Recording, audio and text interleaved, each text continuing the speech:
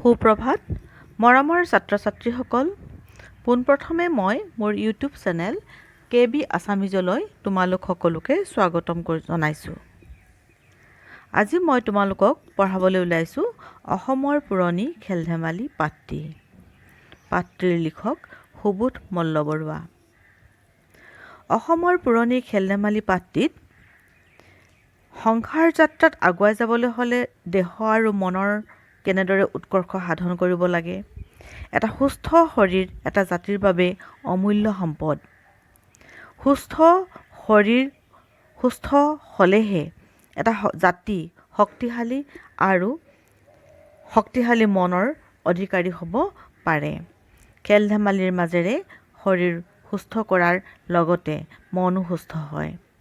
গতিকে মানৱ জীৱনৰ ইতিহাসৰ পাতনিৰ মেলাৰ লগে লগে ক্ৰীড়াৰ আদিম মানৱ জীৱনত দেউদি গৈছিল আৰু তেতিয়াৰে পৰা আহোম যুগলৈকে খেল-ধেমালিয়ে বিভিন্ন স্তৰ পাৰ কৰিছিল আৰু আহোম যুগত ই ৰাজকীয় মৰ্যাদা পাইছিল। অতীজৰে পৰা পুৰণি খেল-ধেমালিসমূহ কেনেদৰে আগবাঢ়ি আহি বৰ্তমানৰ ৰূপ পাইছেহি পাঠটিত তাৰেই বৰ্ণনা দাঙি এতিয়া আহোঁ লিখকৰ পৰিচয়লৈ।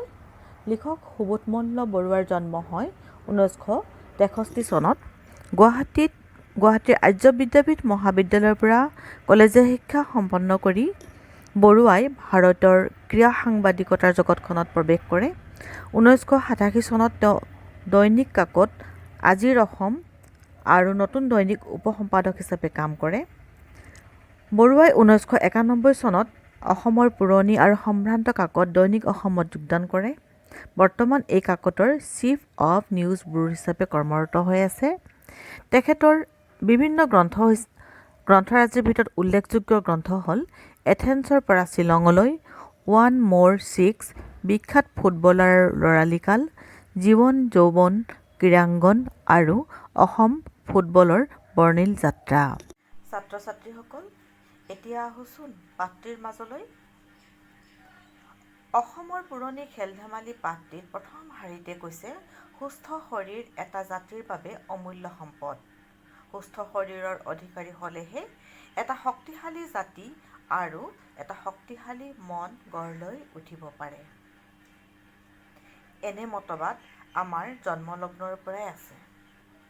আমি অতীজৰে পৰা এটা কথা বিশ্বাস কৰি আহিছোঁ, যেতিয়াই এজন ব্যক্তি সুস্থ হয়, এটা সবল মনৰ অধিকাৰী হয় আৰু এজন মানুহ সবল মনৰ অধিকাৰী হ'লে তেওঁ সুস্থ চিন্তা কৰাৰ অৱকাশ পায়। গতিকে এটা জাতিৰ উন্নতিৰ মূলতে হৈছে সুস্থ শৰীৰ। আৰু এই সুস্থ শৰীৰ আমি ক'ৰ পৰা পাম?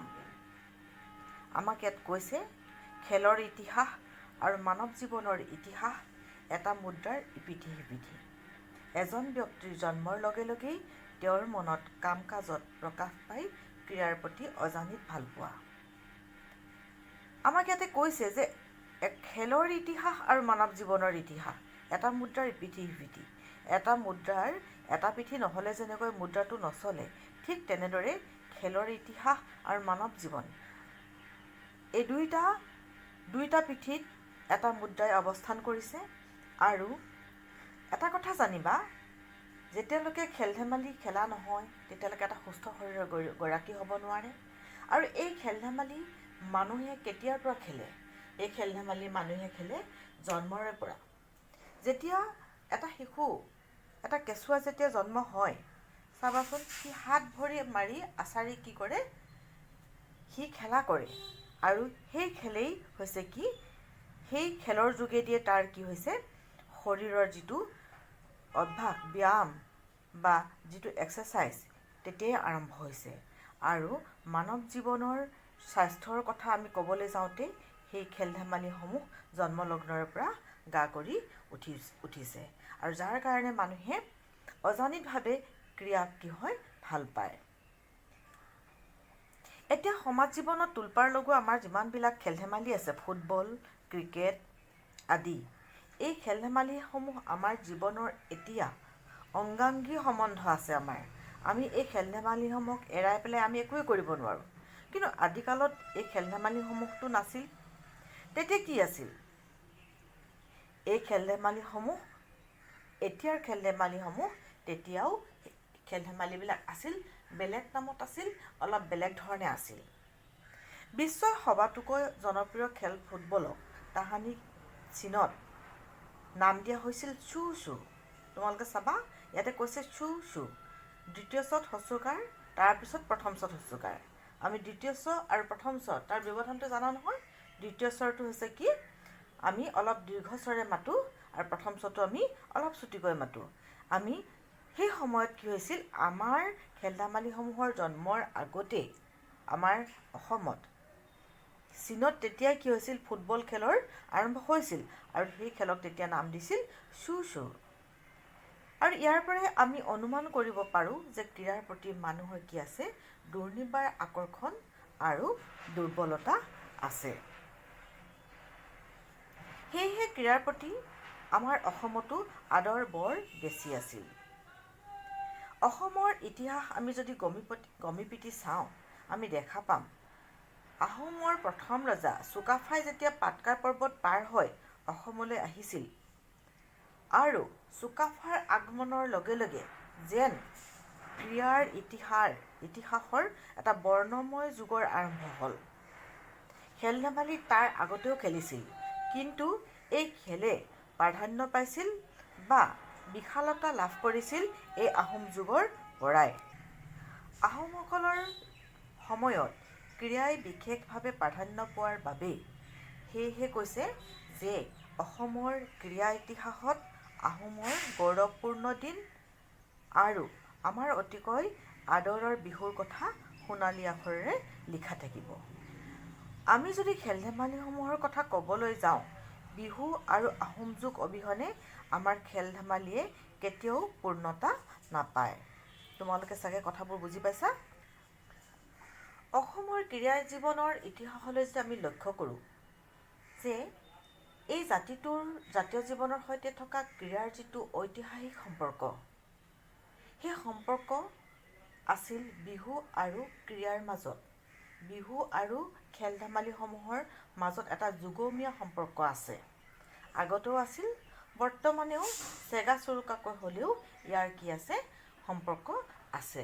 মই এইকাৰণেই কৈছোঁ, এতিয়া বৰ্তমান বিহু গৈ মঞ্চত উঠিল আৰু গতিকে আগতে গছতলত হোৱা বিহু বা নৈ পাৰত হোৱা বিহুৰ লগত এই খেল ধেমালিসমূহৰ এটা ওতঃপ্ৰোত সম্পৰ্ক আছিল, কিন্তু বৰ্তমানে বিহু গৈ মঞ্চত উঠিছে।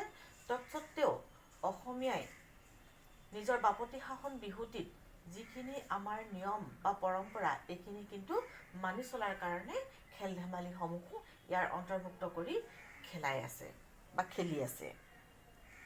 তাহানি যেতিয়া চীনত চু চু খেলা হৈছিল, ঠিক তেতিয়া তাৰ আগতে আমি অসমীয়া জাতিয়ে খেলিছিলোঁ কণী যুঁজ, কড়ি যুঁজ। আচৰিত নালাগেনে? চীনত যেতিয়া চু চু খেলা হৈছিল, ফুটবল খেলিছিল, আমি অসমীয়াই তেতিয়া মাত্ৰ কণী যুঁজ আৰু কড়ি যুঁজহে খেলিছিলোঁ। এই আটাইবোৰক আমি খেল বুলি ধৰিব পাৰোঁ, কণী যুঁজেই হওক বা ফুটবলেই হওক। ক্ৰীড়া হ'ল এক শাৰীৰিক আনন্দ। এই লাইনটো তোমালোকে খুব মন কৰিবা, আণ্ডাৰলাইন কৰি ল'বা। শাৰীৰিক আৰু মানসিক সক্ষমতাৰ চূড়ান্ত প্ৰকাশ। কি কৈছোঁ? ক্ৰীড়া হ'ল এক আনন্দ, শাৰীৰিক আৰু মানসিক সক্ষমতাৰ চূড়ান্ত প্ৰকাশ। ক্ৰীড়াই আমাক কি দিয়ে? ক্ৰীড়াই আমাক আনন্দও দিয়ে, খেল ধেমালি আমাক আনন্দও দিয়ে। আনহাতে শাৰীৰিক হওক বা মানসিক হওক, ই দুয়োফালৰ পৰাই ই কি কৰি তোলে? সবল কৰি তোলে। এই ক্ষেত্ৰত লেখকে আমাক দুগৰাকীমান ব্যক্তিৰ কথা কৈছে, লেখকৰ কথা কৈছে, যিকেইগৰাকী লেখকে তেওঁলোকৰ লেখনিৰ যোগেদি আমাক খেল ধেমালিসমূহৰ কথা উনুকিয়াই থৈ গৈছে। এতিয়া চোৱা, প্ৰবীণ সাহিত্যিক হেম বৰগোহাঁইয়ে বিহু আকৌ আহিল শীৰ্ষত গ্ৰন্থখনত কণী যুঁজৰ কথা আলোচনা কৰিছে বা কণী যুঁজৰ কথা আমি পাইছোঁ। মই পিছত তোমালোকক কণী যুঁজ কি এই সম্পৰ্কে ক'ম। আকৌ যতীন বৰুৱাৰ বিহু উৎসৱৰ খেলা ধূলাত এই বিষয়ে আকৌ বিস্তৃতভাৱে প্ৰকাশ পাইছে। বিহু আকৌ আহিল শীৰ্ষক গ্ৰন্থখনত বিহুৰ আনন্দত মতলীয়া হৈ কণী যুঁজাৰুসকলে কিদৰে শিৱসাগৰৰ বকতা মৌজা, নেমুগুৰি, হাটবৰ, লাহৰীবৰত মিলিত হৈ এই কণী যুঁজ খেলিছিল, তাৰ সুন্দৰ বৰ্ণনা পোৱা যায়। নেমুগুৰিত কৃষিজীৱীসকলে ধান কাটি বিহুৰ আনন্দত মতলীয়া হৈ কণী যুঁজৰ বাবে একগোট হোৱাৰ বিষয়ে উল্লেখ আছে। এতিয়া কণী যুঁজনো কি? কণী যুঁজ হৈছে সাধাৰণতে কি হয়, অসমীয়া মানুহে, মই বৃহত্তৰ অৰ্থত অসমীয়া বুলি কৈছোঁ দেই, বৃহত্তৰ অৰ্থত, মই অকল অসমীয়া ভাষা কথা কোৱা লোকসকলৰ কথাকে মই অকল কোৱা নাই, বৃহত্তৰ অৰ্থত কৈছোঁ। অসমীয়া লোকসকলে যেতিয়া বহাগ বিহুত কি হয়, প্ৰথম দিনাখন তেওঁলোকে কি কৰে, কণী যুঁজায় বা খেলে। দুজন ব্যক্তিৰ মাজত কণী যুঁজ হয়, এজনে কণীটো পাতে, আন এজনে কণীটো ওপৰৰ পৰা মাৰি পেলাই, যাৰ ভাগ্যত যিটো কণী ভাঙে সেই ভঙা কণীটো গৰাকীজনে কণীটো জিকা ব্যক্তিজনক কণীটো দি দিব লাগে। এইটো হৈছে খেলৰ নিয়ম।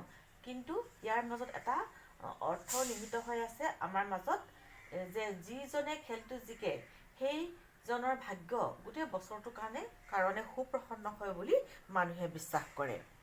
আকৌ কি হয়, যেতিয়া ধান কাটি পথাৰৰ পৰা ধান চপায়, তেতিয়া পথাৰৰ লখিমীমুঠি ভঁৰাললৈ অনাৰ আনন্দত তেতিয়া কি কৰে, খেতিয়কসকলে সেই উকা পথাৰখনত তেওঁলোকে কি কৰে, কণী যুঁজ খেলি আনন্দ প্ৰকাশ কৰে। এতিয়াও কণী যুঁজ বৃহৎ পৰিমাণে বহুখিনি জেগাত কি আছে, ইয়াৰ প্ৰচলন আছে। আকৌ আন এবিধ খেল হৈছে, ধৰি লওক আন ঠাইত হৈছে সাজোৰ কণী যুঁজ, বুলবুলি চৰাই যুঁজ, কড়ি যুঁজ আদি বিহুৰ সময়ত অনুষ্ঠিত কৰাৰ বিষয়েও জানিব পৰা যায়। বুলবুলি চৰাই যুঁজটো আজি 2 বছৰ আগলৈকে খেলাই আছিল। এতিয়া কি হৈছে, চৰকাৰে এই চৰাই যুঁজ চৰাইক শাস্তি দিয়াটো অপৰাধ বুলি কৈ এই খেলবিধ বন্ধ কৰিছে। কিন্তু তথাপিও খেলবিধ মানুহৰ মাজত বহুত জনপ্ৰিয় আছিল। বিহুৰ সময়ত অনুষ্ঠিত কৰাৰ বিষয়ে এই খেলসমূহ অনুষ্ঠিত কৰিছিল, আৰু এনেধৰণৰ খেলবোৰত অসমৰ লোকসকলে অংশগ্ৰহণ কৰি দৃঢ় মানসিকতাৰ পৰিচয় দিছিল। বিহুৰ মাজেৰে অসমীয়া ক্ৰীড়া অথবা খেলে শৈশৱত ভৰি দিলেও আহোম যুগতহে অসমৰ ক্ৰীড়াই বিশেষকৈ গা কৰি উঠিছিল। আমি যদি অসমত খেল ধেমালিৰ কথা কওঁ, তেতিয়াহ'লে আমি আহোম যুগক শ্ৰদ্ধাৰে সুঁৱৰিব লাগিব। আহোমসকলে, তোমালোকে চাগে জানা, আহোমসকলে 600 বছৰ ৰাজত্ব কৰিছিল, আৰু এই 600 বছৰত তেওঁলোকে খেল ধেমালিসমূহক এনেকুৱা এটা পৰ্যায়লৈ লৈ গৈছিল যে আজিৰ বৰ্তমান চৰকাৰেও সেই পৰ্যায় দিব পৰা নাই বুলি ক'লেও অত্যুক্তি কৰা নহ'ব। সেই সময়ত আহোম স্বৰ্গদেউসকলৰ পৰা বা ৰাজ পৰিয়ালৰ পৰা খেলক যি ধৰণে পৃষ্ঠপোষকতা আগবঢ়োৱা হৈছিল, আজিৰ চৰকাৰেও আগবঢ়োৱা নাই বুলি লিখকে কৈছে। তাহানি এতিয়াৰ দৰে ক্ৰিকেট, ফুটবল আদি নাছিল, কিন্তু আছিল কি? ম'হ যুঁজ আছিল, মাল যুঁজ আছিল, দৌৰা, তৰোৱাল খেল, শেন মেলা, ঘোঁৰা দৌৰ, কাঁড় খেল ইত্যাদি। আমি ম'হ যুঁজক বৰ্তমানত স্পেইনৰ বাফেলো যুঁজ বুলি কওঁ, তৰোৱাল খেলক ফেন্সিং বুলি কওঁ, ঘোঁৰা দৌৰক কুৱেষ্টিয়ান বুলি কওঁ, কাঁড় খেলক আৰ্চাৰী বুলি কওঁ, মাল যুঁজক ৰেচলিং বুলি ক'ব পাৰোঁ। এনেবোৰ খেলক ৰাজ পৰিয়ালে অথবা আহোম শাসনকৰ্তাসকলে পৃষ্ঠপোষকতা আগবঢ়াইছিল বিভিন্ন মাধ্যমেৰে। তোমালোকক এই ক্ষেত্ৰত মই অকণমান কথা কৈ থওঁ। এই খেলসমূহ চোৱা, আমাৰ অসমত আদিতেই খেলা হৈছিল। আমি কৈছোঁ যে ম'হ যুঁজ, মাল যুঁজ, তৰোৱাল খেল, এই খেলসমূহ আগতে হৈছিল। তোমালোকক মই ইয়াত লিখকে প্ৰমাণ নিদিলেও মই কিন্তু প্ৰমাণ দিব পাৰোঁ। চোৱা, ম'হ যুঁজ আগতে হৈছিল। আমাৰ আহোম স্বৰ্গদেউসকলৰ সময়ত যিবিলাক খেল হৈছিল ম'হ যুঁজ, সেই ম'হ যুঁজবিলাকৰ কথা এতিয়াও বুৰঞ্জীত আমাৰ বৰ্ণনা আছে। তোমালোকে চাগে অসীমত যাৰ হেৰাল সীমা পঢ়িছা। সেই অসীমত যাৰ হেৰাল সীমাত চাবাচোন, ম'হ যুঁজৰ বিস্তৃত বৰ্ণনা দিছে খুব সুন্দৰকৈ। ঠিক তেনেধৰণে মাল যুঁজৰ কথা ক'বলৈ যাওঁতে আমি চোৱা,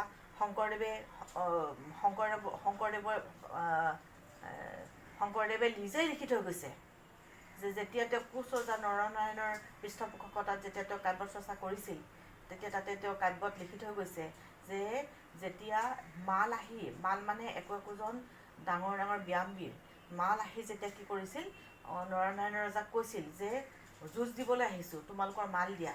তেতিয়া নৰনাৰায়ণে কি কৰিছিল, মাল দিম বুলি কৈছিল যুঁজ কৰিবৰ কাৰণে, তুমি অলপ অপেক্ষা কৰা, আমি দিম। তেওঁ যেতিয়া ৰাজসভাত গৈ পেলাই ভিতৰত গৈ পেলাই যেতিয়া চাইছিল, গোটেই মালবিলাকক গোটাই কৈছিল যে এই মালজনৰ লগত যুঁজিব পাৰিবানে, তেতিয়া গোটেইবিলাক মাল পলাইছিল। মানে যুঁজ কৰোঁতে কৰোঁতে মালবিলাকৰ মৃত্যু পৰ্যন্ত হৈছিল, আৰু সেইকাৰণে কি কৰিছিল, মালবোৰে পলাইছিল।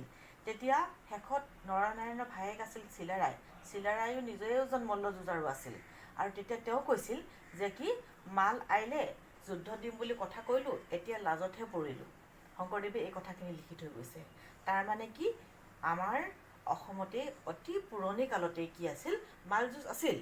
তাৰপিছতে চোৱা, তৰোৱাল খেলৰ কথা আমি কি ক'ম, আহোম ৰজাসকলে তৰোৱালে যুঁজেই কৰিছিল, ঘোঁৰাত উঠি যুঁজেই কৰিছিল, কাঁড়েৰে যুঁজেই কৰিছিল। গতিকে এই খেলবিলাকতো আমাৰ মাজতেই আছিল। চাবলৈ গ'লে যেতিয়া স্পেইনত বাফেলো যুঁজ বুলি কৈ দিলে, আমি তেওঁলোকৰ নাম লৈ পেলাই আমি কি কওঁ, এতিয়া খেলবিধক আমি কি বুলি কওঁ, ম'হ যুঁজ নকৈ পেলাই আমি বাফেলো যুঁজ বুলি কওঁ। তৰোৱাল খেল বুলি নকৈ আমি ফেন্সিং বুলি কওঁ। ঘোঁৰা দৌৰক আমি কি বুলি কওঁ, ইকুৱেষ্টিয়ান বুলি কওঁ। কাঁড় খেলক আমি আৰ্চাৰী বুলি কওঁ। মাল যুঁজক আমি ৰেচলিং বুলি ক'ব পাৰোঁ নহয়, আমি কওঁ। কিন্তু কথাটো হৈছে কি, যোন দেশতে এই খেলবিলাকে প্ৰাধান্য নাপাওক লাগে, বা যি নামেৰেই নামাংকিত নহওক লাগে, এই খেলবিলাকৰ আদিতে কি আছিল, অসমত তাৰ খেল ধেমালিবিলাক আমাৰ মাজত প্ৰচলন আছিল। হয়তো সি ৰাজকীয় মৰ্যাদা পোৱা নাছিল, হয়তো সি বিশ্বৰ বিভিন্ন দৰবাৰলৈ যাব পৰাকৈ তাক উপস্থাপন কৰিব পৰা হোৱা নাছিল। এই কথাখিনি মই মোৰ ফালৰ পৰা তোমালোকক নিজাকৈ ক'লোঁ। আৰু এই খেল ধেমালিসমূহক ৰাজ পৰিয়ালে বা আহোম শাসনকৰ্তাসকলে পৃষ্ঠপোষকতা আগবঢ়াইছিল। পৃষ্ঠপোষকতা মানে বুজি পাইছানে? তেওঁলোকে অনুমতি দিছিল, কিবা তেওঁলোকৰ অনুষ্ঠানত এই খেল ধেমালিসমূহ খেলিবলৈ দিছিল। নানা ধৰণৰ কথা আছে, মই তোমালোকক সেইখিনি প্ৰসংগক্ৰমে ক'ম। আৰু তেতিয়া এই খেলবিধ খেলাৰ বাবে ৰজাসকলে কি কৰিছিল জানানে বাৰু? তেওঁলোকে বিষয়া নিযুক্তি দিছিল, প্ৰশিক্ষক নিযুক্তি দিছিল, আৰু এই খেল ধেমালিসমূহ প্ৰশিক্ষক নিযুক্তি দি ক্ৰীড়াৰ প্ৰতি জনগণৰ মন আকৰ্ষণৰ চেষ্টা কৰিছিল। তোমালোকে সকলোৱে জানা যে যেতিয়া খেল ধেমালি খেলি থকা যায়, কেতিয়াবা মন গ'লে খেলিলোঁ, কেতিয়াবা মন নগ'লে নেখেলিলোঁ। কিন্তু যেতিয়া এজন কোচ দিয়া যায় বা প্ৰশিক্ষক এজন নিয়োগ কৰা যায়, আৰু তেতিয়া তাক কি হয়, গুৰুত্ব সহকাৰে নিয়মীয়াকৈ খেলা যায়, খেলবিধক গুৰুত্ব দিয়া, আৰু তেতিয়া কি হয়, খেলবিধৰ আকৰ্ষণো বাঢ়ে। আৰু সেই সময়ত ভাবাচোন, সেই সময়ত আহোম ৰজাসকলে এনে খেল ধেমালিবিলাকৰ কি কৰিছিল, তেওঁলোকে আঁচনি প্ৰস্তুত কৰিছিল। আৰু ইয়াতকৈ ডাঙৰ কথাটো হৈছে যে এছিয়াৰ প্ৰথম স্পৰ্টছ পেভিলিয়ন অথবা ক্ৰীড়া পেভিলিয়নৰ কথা। আৰু এই পেভিলিয়নটো কোনটো জানানে? অসমৰ সবাৰে পৰিচিত শিৱসাগৰৰ ৰূপহী পথাৰৰ ৰংঘৰ। ভাবিলে আচৰিত নালাগেনে? সেই আহোম ৰজাসকলে 1228 খ্ৰীষ্টাব্দৰ পৰা ৰাজত্ব কৰা, আৰু সেই 600 বছৰীয়া ৰাজত্ব কালত তেওঁলোকে কি কৰিছিল, তেতিয়াই পেভিলিয়ন নিৰ্মাণ কৰিছিল, যেতিয়া বিশ্বৰ ক'তোৱে পেভিলিয়ন নাছিল, প্ৰথমটো পেভিলিয়ন আছিল। আৰু সেই ৰংঘৰে গৌৰৱেৰে সোঁৱৰাই আজিও আহোম যুগৰ ক্ৰীড়াৰ প্ৰেমৰ কথা। তাৰপিছতে আহিল ৰংঘৰৰ লেখীয়া পেভিলিয়ন নিৰ্মাণৰ প্ৰচেষ্টা কৰিছিল স্বৰ্গদেউ ৰুদ্ৰসিংহই। তেওঁ কেনেদৰে নিৰ্মাণ কৰিছিল? তেওঁ কাঠেৰে তেওঁ কি কৰিছিল, এই পেভিলিয়নৰ নিৰ্মাণৰ যিটো বুনিয়াদ, যিটো ফাউণ্ডেশ্যন, সেইটো স্থাপন কৰিছিল। স্বৰ্গদেউ প্ৰমত্ত সিংহই 1744 চনত ৰংঘৰক পূৰ্ণৰূপ দিছিল।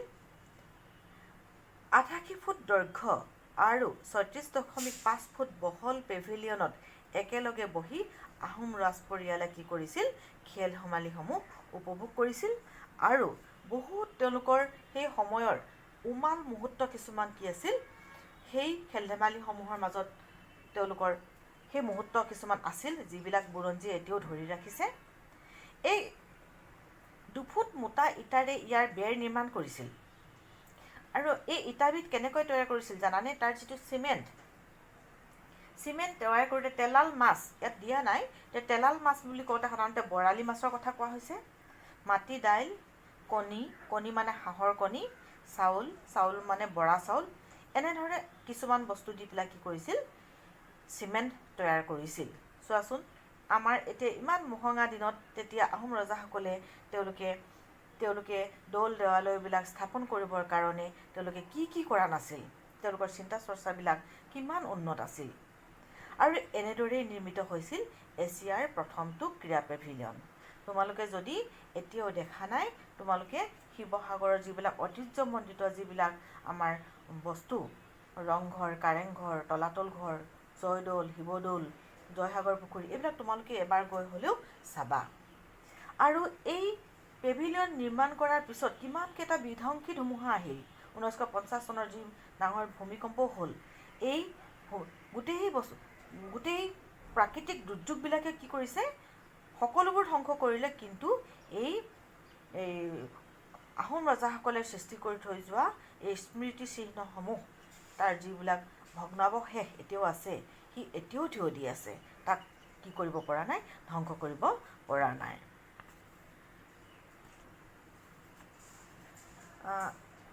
ইয়াৰ পিছতো স্বৰ্গদেউ ৰাজেশ্বৰ সিংহই আন এটা পেভিলিয়ন নিৰ্মাণ কৰিছিল। আৰু ইংৰাজে ইয়াণ্ডাবুৰ সন্ধিৰ সময়ত যেতিয়া ইয়াণ্ডাবু সন্ধিৰ চৰ্তমতে ইয়াণ্ডাবু সন্ধি হৈছিল, আৰু সেইখিনি সময়ত বথাম উপাধিৰ এজন শাসনকৰ্তাই ৰংঘৰটো নিশ্চিহ্ন কৰাৰ পৰিকল্পনা কৰিছিল। আৰু ব্ৰিটিছে 1300 টকাত এজন ব্যক্তিক ৰংঘৰটো বিক্ৰীয়ে কৰি দিছিল।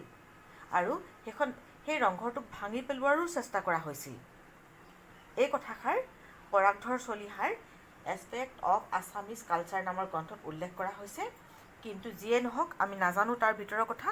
কিন্তু এতিয়াও আমাৰ গৌৰৱ, আমাৰ অসমৰ গৌৰৱ, আহোমসকলে নিৰ্মাণ কৰি থৈ যোৱা ৰংঘৰ আজিও বীৰৰ দৰে মূৰ দাঙি থিয় দি আছে। ৰংঘৰত বহি আহোম ৰাজ পৰিয়ালৰ লোকসকলে খেল উপভোগ কৰিছিল। আৰু অকল খেল উপভোগ যে কৰিছিল আৰু ইয়াতে দায়িত্ব শেষ আছিল এনে নাছিল। তেওঁলোকে তাৰ বাবে বিষয়া কৰ্মচাৰী নিযুক্তি দিছিল। হেনৰ যুঁজ হৈছিল। হেনৰ যুঁজৰ বাবে তেওঁলোকে হেন মেলাৰ বাবে তেওঁলোকে হেনচোৱা বৰুৱা, হেনচোৱা বৰা এনেধৰণে নিযুক্তি দিছিল। যাৰ কাৰণে এতিয়াও এই উপাধিবিলাক ৰৈ গ'ল। এই কাম তোমালোকে নিশ্চয় জানা যে আগতে যিবিলাক কাম কৰা হৈছিল, কাকত অনা লোকসকলক কাকতি বুলি কৈছিল। এতিয়াও উপাধিবিলাক আছে। তেনেকৈ মানে 100ৰ ওপৰত সন্ধ্যা সামন্ত গৰাকীজনক শইকীয়া বুলি কৈছিল, 1000ৰ ওপৰজনক হাজৰিকা বুলি কৈছিল। এনেধৰণে নানা ধৰণৰ উপাধিবিলাক আছে। এতিয়াও হেনচোৱা আছে, হেনচোৱা বৰা আছে। আৰু আহোম ৰজাসকলে হেনচোৱা বৰা আৰু হেনচোৱা বৰুৱাক নিযুক্তি দিছিল। আৰু চৰাইসকলক প্ৰশিক্ষণ দিবলৈ তেওঁলোকক কি কৰিছিল, তেওঁলোকক দায়িত্ব দিয়া হৈছিল। আৰু যেতিয়া খেল ধেমালিসমূহ অনুষ্ঠিত কৰিছিল, তেওঁলোকে বিৰাট একোটা একোখন খেলৰ পথাৰ তেওঁলোকে কি কৰিছিল, তাৰ বাবে সংৰক্ষণ কৰিছিল। বৰ্তমান আমাৰ খেল ধেমালিৰ বাবে কোনোবা এচিকটা মাটি এৰি দিবলৈও টান পায়। আগতে যদি কোনোবা পূৰ্বপুৰুষে দি গৈছিলে, এতিয়া হয়তো সেই তেওঁৰ পিছৰ প্ৰজন্মই হয়তো সেই খেলপথাৰ কাঢ়ি ল'বলৈহে ব্যৱস্থা কৰে। কিন্তু আহোম যুগত কি আছিল, ইয়াৰ ওলোটা পৰিৱেশ আছিল। তেওঁলোকে কি কৰিছিল, বিষয়া কৰ্মচাৰী নিযুক্তি, প্ৰশিক্ষণশালা গঢ়ি তোলাৰ বাহিৰেও মুকলি ঠাই সংৰক্ষণ কৰি এক যাউতিযুগীয়া দৃষ্টান্তৰ নমুনা দাঙি ধৰিছিল। আৰু এনেধৰণে খেল ধেমালিসমূহক বা খেলপথাৰ সংৰক্ষণ কৰা খেলৰ যিবিলাক নায়ক, সি চৰাইয়ে হওক বা মানুহেই হওক, এই সকলোবিলাককে প্ৰশিক্ষণ দিয়া, এই গোটেইবোৰ কথা যদি আমি চাওঁ, আহোমসকলৰ মনৰ যি দূৰদৰ্শিতা, এই দূৰদৰ্শিতা বা তেওঁলোকৰ যিটো খেল ধেমালিৰ প্ৰতি থকা যিটো আগ্ৰহ আৰু যিটো তেওঁলোকৰ প্ৰত্যুৎপন্নমতিতা বা তেওঁলোকৰ যি সচেতনতা, এই কথাখিনিয়ে আমি দেখা পাম। আহোম যুগত ৰাজ পৰিয়ালে আমোদৰ প্ৰমোদৰ বাবে এনেবোৰ ব্যৱস্থা গ্ৰহণ কৰিলেও ইয়াৰ প্ৰভাৱ আছিল অপৰিসীম। হয়, এটা কথা ঠিক, এই খেল ধেমালিসমূহ ৰজাঘৰে কি কৰিছিল, আমোদ প্ৰমোদৰ সময়ত তেওঁলোকৰ ধৰি লোৱা তেওঁলোকৰ ৰজাৰ যেতিয়া ল'ৰা জন্ম হয়, নতুবা বিহুৰ সময়ত বা কিবা উৎসৱত তেওঁলোকে কি কৰিছিল, এই খেল ধেমালিসমূহ অনুষ্ঠিত কৰিছিল। কিন্তু যদিও তেওঁলোকৰ আমোদ প্ৰমোদে উদ্দেশ্য আছিল, কিন্তু তেওঁলোকে এই খেল ধেমালিসমূহত অংশগ্ৰহণ কৰা, সফলতা অৰ্জন কৰা, ভাল প্ৰশিক্ষকজনক পদোন্নতিৰ ব্যৱস্থা বা দৰমহা বা বঁটা বাহনৰ ব্যৱস্থাও আছিল। আহোম যুগত মাল যুঁজ, ম'হ যুঁজ আদিয়ে দৰ্শকক আহ্লাদিত কৰিলেও সেন আৰু কণুৱাৰ খেলে সবাকে অধিক আমোদ দিছিল। তোমালোকৰ চাগে মনত প্ৰশ্ন হৈছে, সেন আৰু কণুৱাৰ যুঁজ কি? সেন আৰু কণুৱাৰ যুঁজৰ বাবে চৰাইচুং স্থাপন কৰা হৈছিল আৰু তাৰ বাবে ৭-৮খন মুকলি পথাৰক কি কৰিছিল? চিহ্নিত কৰিছিল চৰাইচুঙক। আৰু এই চৰাইচুংনো কি? চৰাইচুং হ'ল ৬-৭খন মুকলি পথাৰ। আৰু এই খেলবিধ কেনেকৈ খেলোৱা হৈছিল? এই খেলবিধ খেলোৱা হৈছিল, সেনে কণুৱা চৰাইক মাৰে আৰু খাই ভাল পায়, কণুৱা চৰায়ে আকৌ মাছ খাই ভাল পায়। সেইকাৰণে প্ৰথমতে প্ৰশিক্ষকসকলে কণুৱা চৰাই ধৰিবৰ কাৰণে কণুৱা চৰাইক মাছ দি পেলাই ধৰি পেলাই নিয়মীয়াকৈ মাছ খাবলৈ চৰাইচুঙত এৰি দিছিল। আৰু খেল অনুষ্ঠিত হোৱাৰ কেইবাদিনৰ আগৰ পৰাই কণুৱা চৰাই ধৰি আনি চৰাইচুঙত এৰি তাতে ৰাখিছিল। আৰু শেনচোৱা বৰা আৰু বৰাই তেওঁলোকে কি কৰিছিল? সেন চৰাইক বিভিন্ন ধৰণে প্ৰশিক্ষণ দিছিল। যিদিনাখন খেল অনুষ্ঠিত হ'ব সেইদিনাখন ৰজা প্ৰজা উভয়ে সকলোৱে গৈ পেলাই কি কৰিছিল? কণুৱা চৰাইবিলাকক চক খুৱাই দিছিল, ভয় খুৱাই দিছিল। আৰু যেতিয়া কণুৱা চৰাইবিলাকে ভয় খাই আকাশলৈ উৰি গৈছিল, তেতিয়াই কি কৰিছিল? কণুৱা চৰাইবিলাক উৰি গৈ আকাশত যেতিয়া নেদেখা হৈ গ'ল, তেতিয়া শেনচোৱা বৰুৱা আৰু শেনচোৱা বৰাই কি কৰিছিল? সেন চৰাই এৰি দিছিল। আৰু সেন চৰাই এৰি দিয়াৰ পিছত সেই সেন যদি পাকৈত হয়, উচিত প্ৰশিক্ষণপ্ৰাপ্ত হয়, তেতিয়া সেন চৰাই গৈ কি কৰিছিল? আকাশৰ ওপৰতে কি কৰিছিল? কেইবাটাও কণুৱা চৰাই মাৰিছিল, মাৰি তললৈ পেলাই দিছিল। আৰু এটা কণুৱা ঠোঁটত কামুৰি লৈ অভিনৱ ছন্দৰে নাচি নাচি তললৈ নামি আহিছিল। তলত শেনচোৱা বৰুৱা আৰু শেনচোৱা বৰাই কি কৰিছিল? এখন কাপোৰ মেলি ধৰিছিল আৰু মৰা কণুৱাটো আৰু সেন চৰাইটো আহি সেই কাপোৰখনত পৰিছিল। আৰু এই খেল যদি দেখুৱাব পাৰে, এই সেন চৰাই কণুৱাটো মাৰি অভিনৱ ছন্দৰে তললৈ নামি অহা দৃশ্যটো চাই সকলোৱে আনন্দ উপভোগ কৰিছিল। এইটো আছিল খেলৰ নিয়ম। আৰু এই খেলবিধ যদি শেনচোৱা বৰুৱা আৰু শেনচোৱা বৰাই দেখাব নোৱাৰে বা সেনটোৱে যদি কণুৱাটো নামাৰি পেলাই উৰি গুচি যায়, তেতিয়াহ'লে শেনচোৱা বৰুৱা আৰু শেনচোৱা বৰাক বাঘ-ঢকাৰে শাস্তি দিয়াও হৈছিল। এয়া আছিল খেলৰ নমুনা। আৰু এই খেলবিধ কেতিয়া খেলা হৈছিল জানানে? ই এটা মূল প্ৰশ্ন। এই প্ৰশ্নটো প্ৰায়ে পৰীক্ষাত আহে। মাঘ মাহৰ পৰা বহাগ মাহলৈ অনুষ্ঠিত এই সেন মেলা খেলা চৰাই যুঁজ কি কৰিছিল? এই খেলবিধ অনুষ্ঠিত কৰিছিল। আৰু এই খেলবিধ এটা সময়ত আহোম যুগত কি আছিল? খুব জনপ্ৰিয় আছিল। আৰু এই খেলবিধে কি কৰিছিল? খেলবিধ সেই সময়ত জনপ্ৰিয় হোৱাৰ উপৰিও তেওঁলোকে উৎসৱ পাৰ্বণত এই খেলবিধ মানে কোনো সময়ত আহোম ৰজাসকলে এই খেলবিধ অনুষ্ঠিত কৰিছিল। আমাৰ চেপ্টাৰটো যিহেতু বহুত দীঘল, গতিকে তোমালোকক মই 2টা ভিডিঅ' দিম। যিমান দূৰ পাৰোঁ মই মোৰ ফালৰ পৰা কিছুমান কথা মই ক'বলৈ চেষ্টা কৰিম। তোমালোকে প্ৰথমতে এই ভিডিঅ'টো চাই লোৱাচোন। তেন্তে আজিলৈ আহোঁ। যদি তোমালোকৰ মোৰ ভিডিঅ'টো ভাল লাগিছে, লাইক, শ্বেয়াৰ, ছাবস্ক্ৰাইব কৰিবলৈ নাপাহৰিবা। ধন্যবাদ।